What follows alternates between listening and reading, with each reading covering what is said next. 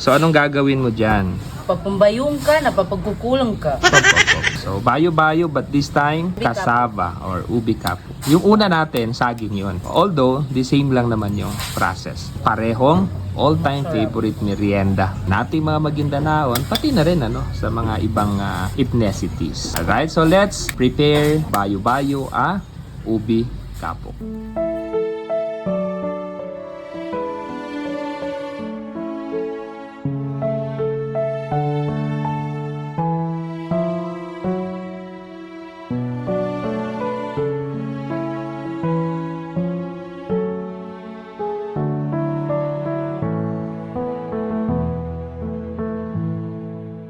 Sa sobrang technicalities po ni Auntie Kagin, alam niya na yung kasaba ay tumubo sa hindi sandy na lupa. Ano po siya kabihasa pagdating sa kasaba. At ganyan ang proper na paghugas ng kasama. Ganyan, niro-roll. Ganon. Para malinis na malinis. Dahil pag tindan siya, slice natin siya. Okay. Oo, para mas madaling maluto. Yeah.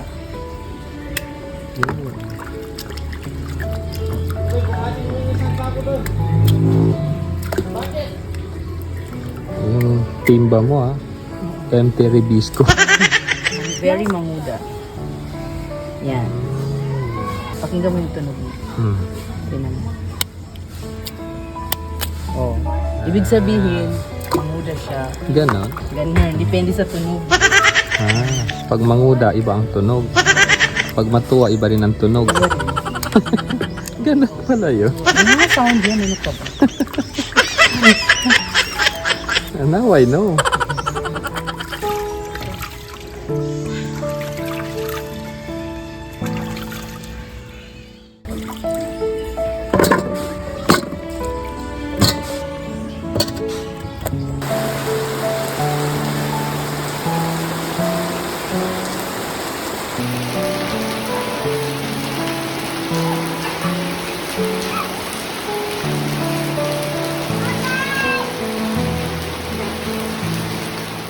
Alright, eto katatapos lang po ng ulan.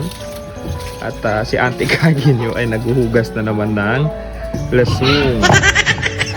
Dahil umulan, doon na natin niluto sa loob etong ating kasaba. Hindi na rin tayo nakakukul, kaya ito ay binili na lang po natin sa may talipapa.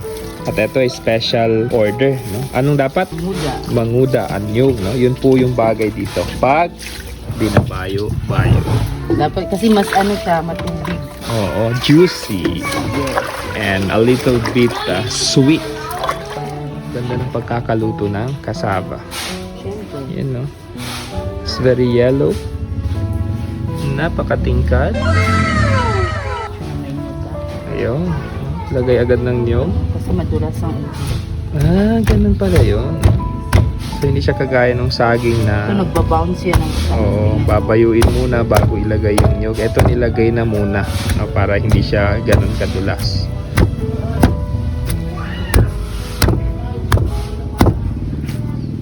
Dapat i-ganun. Pag malumikat na, kailangan mong tuloy-tuloy.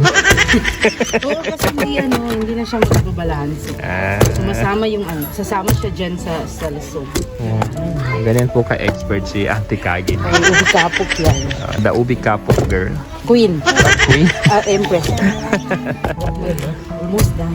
Yeah, so ito po yung merienda natin this afternoon. Napapartneran po natin ulit yan ng kape. Ayan, pwede na to. Wow. Shout out sa mga mahilig nito. At sa mga miss na ang bayo-bayo na ubi kapo.